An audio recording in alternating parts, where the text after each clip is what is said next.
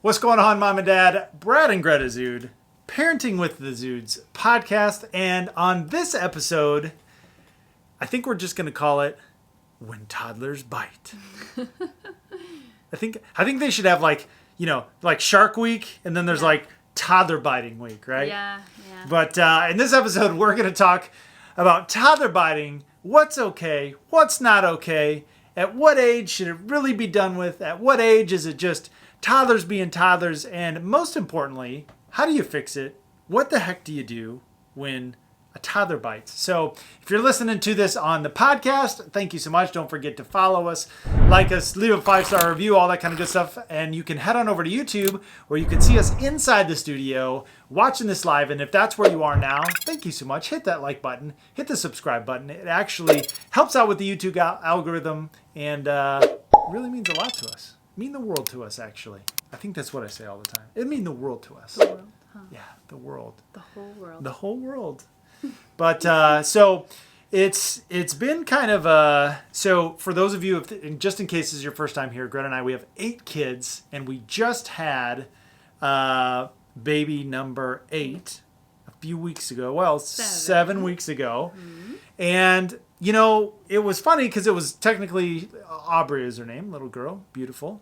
And it was technically a quarantine baby. And, May 15th. Yeah, she was right in the middle. Obviously with a baby, you're getting heavier because of baby, and I gained my fair share of weight this time. And, but you look fabulous. I mean, this girl's just Elastigirl. Just cannot tell at all that you've had 8 children. But, so we had the quarantine, and, so I was putting on maybe an extra pound or two, a little quarantine pound, we hit up the grocery store maybe and stocked up once or twice, and bought some good stuff. And when you go to the grocery store, you never know what's going to happen. So I didn't go out because, you're not supposed you're to. Pregnant. I'm pregnant, and it hurts to go. And then you can't even get grocery pickup anymore because everyth's swamped. And then you can't take kids along with you, so yeah. So you went a lot, and it was. I'm the guy where it's like, oh, that would be so good. Oh, we'll have that for dinner sometime. Oh, I haven't had this in ages. Like, yeah. I'm good at getting You will get everything on the list. I'll get everything on the list. Yeah. I'm fine about that. I'm fine calling. But then there's just like this, just some certain things just like jump in the cart and toaster strudels. Oh. Toaster strudels almost always jump in the cart. When they have and they're always on sale. The problem is they're always on sale. It's like not even my fault. Like you go in the toaster strudel aisle, which I'm sure to do every time.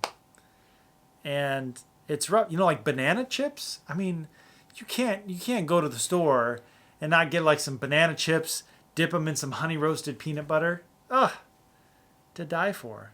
Not to mention like the cereal aisle. When you have kids, we talked about this, I think, a couple podcasts ago, but it was like, we're teaching our kids, like, oh, this is a favorite snack, like, and all the cool snacks we had when we were kids and everything. And teaching our kids makes it sound so teaching formal. our kids. Like, this is... We're indoctrinating them. These are Fruity Pebbles.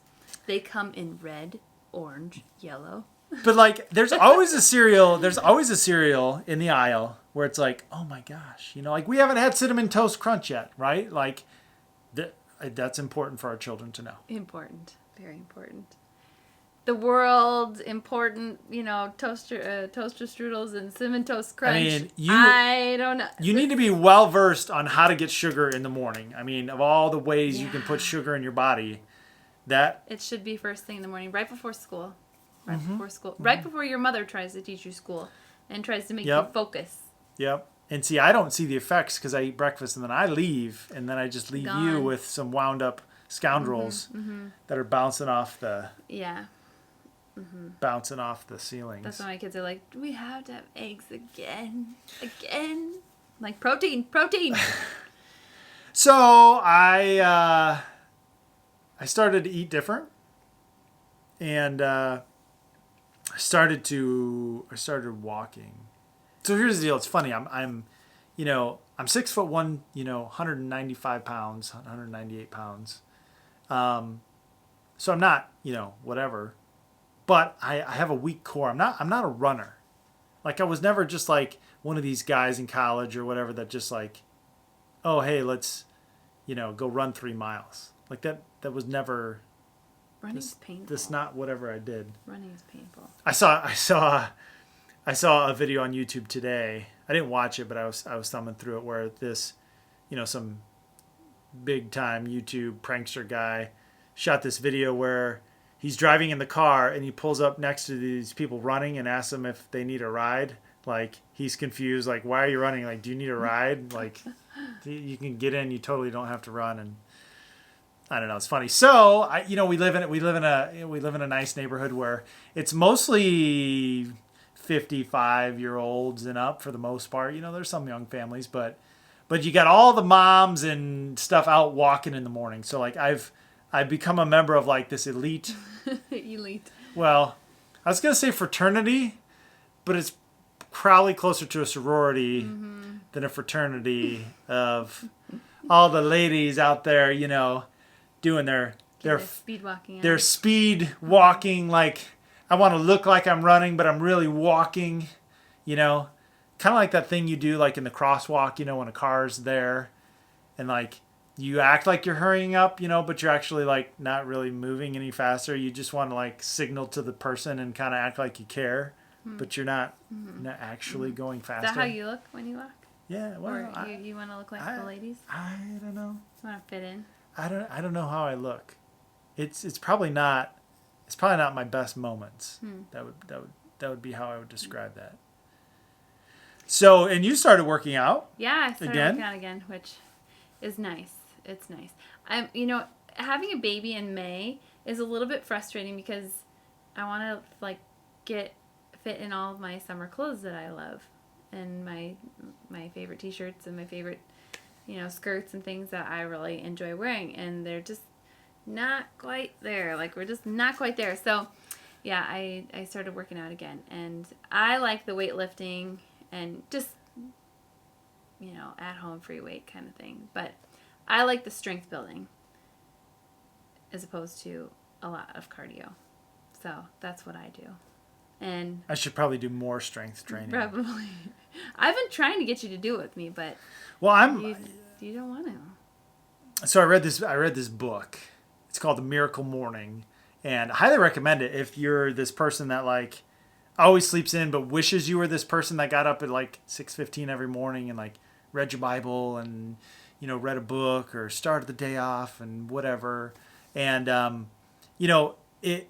disclaimer, it's all head game, right? Because that's all getting up in the morning is head game. But it gives you the roadmap on how to have the head game to get up in the morning. So I read that book at the end of January, and I've been 6:15 ever since.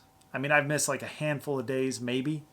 But I'm. You've been very good about that. I've been super diligent. And you used to be a 7:30 was honey. Yeah. 7:45.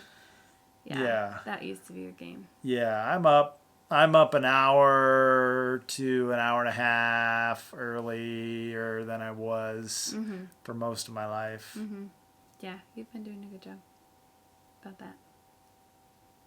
Anyway, should we actually talk about what we came to talk about? When toddlers bite.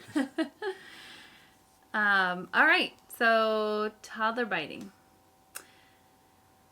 Where should we start? What do you want to start talking about? Why does it happen? Yeah. Okay. Yeah, let's talk about the brain behind why it happens here. We've had several biters. We've had pretty much our boys. What are you looking for? I'm looking for my coffee cup. Oh, okay. All right. Now Sorry. You got your coffee. Okay. So we've had several biters. It's mostly our boys. Our girls have not been biters. And I think part of it is just that this lack of communication when you're in these toddler years. You don't know how to communicate. You don't know how to share your feelings. And then there's this overwhelming feeling of I can't get what I want, or someone's doing something to me that I don't like, or taking my toy, or I want that. And they don't know how to make that exchange of communication. And so they just get angry and lash out and bite. Well, it goes back to the old adage. I mean, and we did we did a podcast on this as well, but the dominant versus subdominant part of their brain. And the dominant part of your brain is where you do all your logical thinking, right? The subdominant part of your brain is where you get emotional. So if you're talking, or let's say you're fighting, quote unquote, with your spouse, starts out as words, and then you have words and this, and then pretty soon emotions take over, right? Your subdominant eclipses your logical thinking. And then, so toddlers, they don't have, a lot of logical thing or a lot of technical thinking to begin with, per se. Sure. And they're full of emotion Right. to begin with. So they Right. they get frustrated. Right. They get Quick. frustrated very, very quickly. They don't have that expressive language. Mm-hmm. So is it normal? Very, very, very normal. But I can say that it is quite the humbling thing to be on the end, the parent To that have a has biter. deal with having a biter. So we had an instance when our number 2 was young, and her friend, they were, I don't know, 2 years old, 2.5 years old or whatever, and the friend would bite her when they would get together and play. And the mom and I were talking and chatting and not really paying attention, and the biting would always happen. And, I'm like, oh, how could they do that to my baby? And I would just get really offended and upset that this was happening to my baby, right? And then our next child came along. No, it was two kids. Yeah. Our 4th child, a boy. And he was a biter. And he bit this other family's son who was just his age. Like, Payback. I heard what you did. Yeah, and it was so humiliating for me. It was so humiliating for me. Yeah, it's like horrible no matter what side you're on. Right. So it's no fun either way. You feel terrible that your child is doing this to other children, right? Well, he should know better, and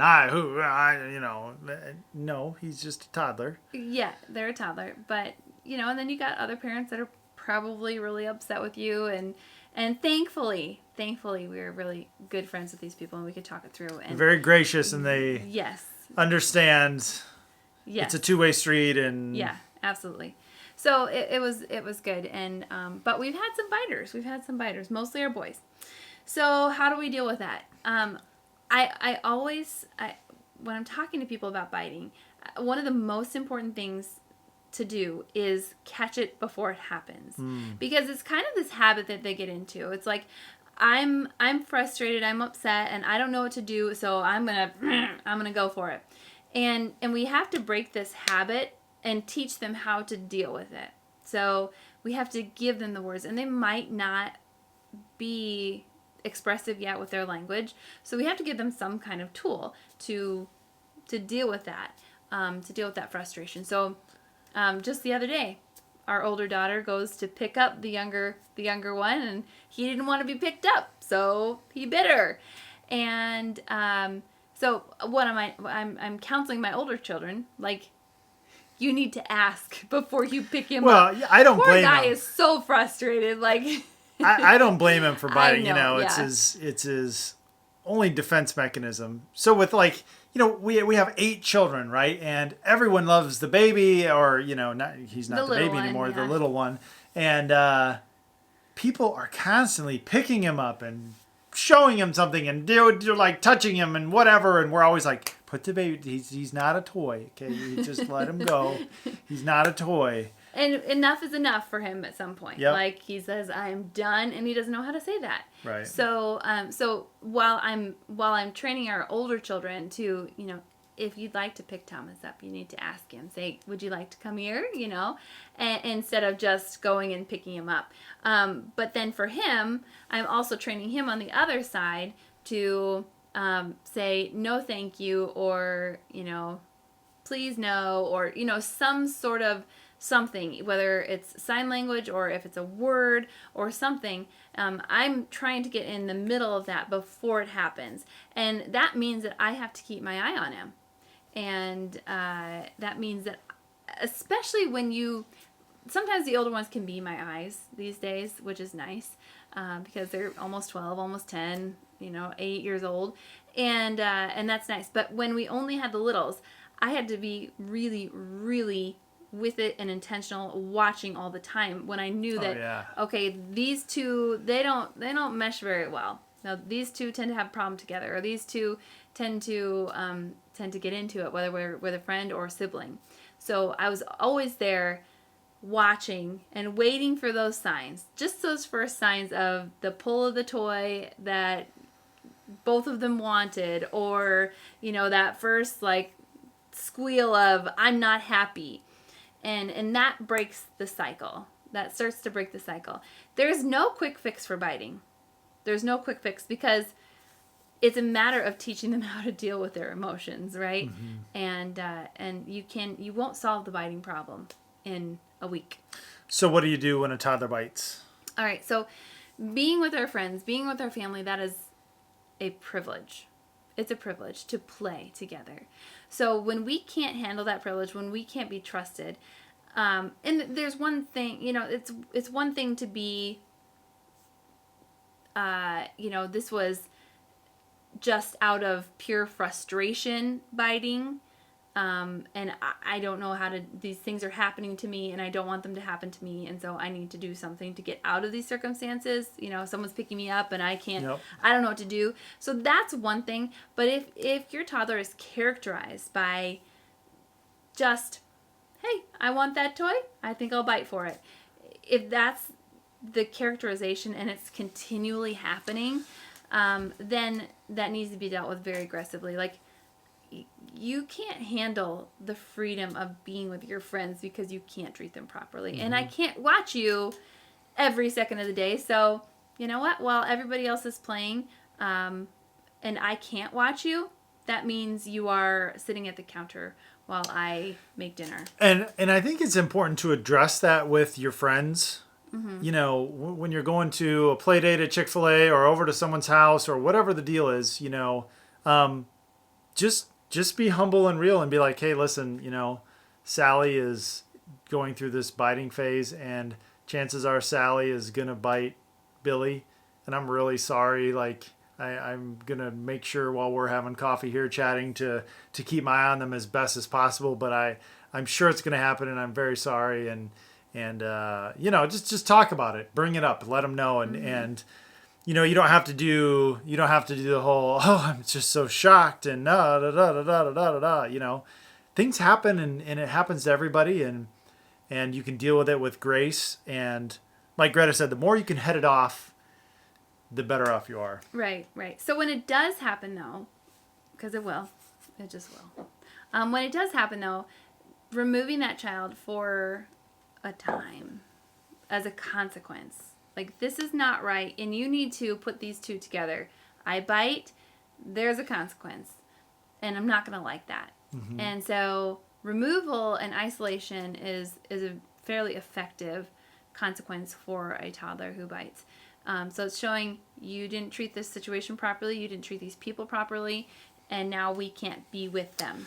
And at 2 years old, that means 2 minutes. No, and a toddler will bite all day long. If the consequence is 2 minutes to get a toy he wants, or to show somebody, how mad he is, he'll do it all day long. Yeah, we just did a podcast on toddler timeout, so be sure to check that out. I'll link it here at the end. Now, with some of our students that have their kids in daycare, this is a really frustrating thing, because daycares do have policies on how long you can put a child in timeout, and a lot of times it's not effective, and they can't even keep their eye on this specific child, all the time, because they have so many children. So it can be a really, really frustrating thing. And a lot of our students are like, I have one child, or I have this child and a baby, and the biting is not a problem at home. Right. Well, they're not frustrated at home. They're not mad. Their toys aren't being taken at home. So it's not even like you can train at home to make a difference at daycare. So it can be a frustrating thing to deal with. But as much as you can, for those of you that are in that situation, have play dates at your house where you know that these situations are going to come up, and you can train through them. So, okay, so I just want to clarify. So when the biting does happen, removal and isolation for sure for a time that is significant. And then if your child is characterized by that, we're not going to just throw our child into the whatever, the pit, the ring, into the ring, and say, don't bite. Like if my child is characterized by that, you know what the pain is that you don't get to play with your friends. You don't get to play with your brothers and sisters. You have to sit by me. Yeah, consequences need to be deterrents, right? They need to be meaningful and impactful. And your toddler will gladly sit out 5 minutes and go right back and do it again. So they need to feel the intensity of their wrongdoing by sitting out plenty. Yes. So like if you're at Chick-fil-A and you're going to have a meal and then you're going to play for 20 minutes and they do it in the first minute, they might have to sit out the whole time. Boy, how many times have I sat at one of those restaurants with a child by my side for the whole time we're there? Yep. Like that happens. And it's good. It's good. They are more wise the next time we're there. Absolutely. So if you want more toddler tips, we have the most fabulous toddler behavior program you can check out. There's a link in the description there. Don't forget to hit that like button, hit the subscribe button if you're on YouTube, and leave us a 5-star review if you are on the podcast. Really appreciate it. Click right here to see our toddler timeout video. It is fabulous, and we'll see you on the next one.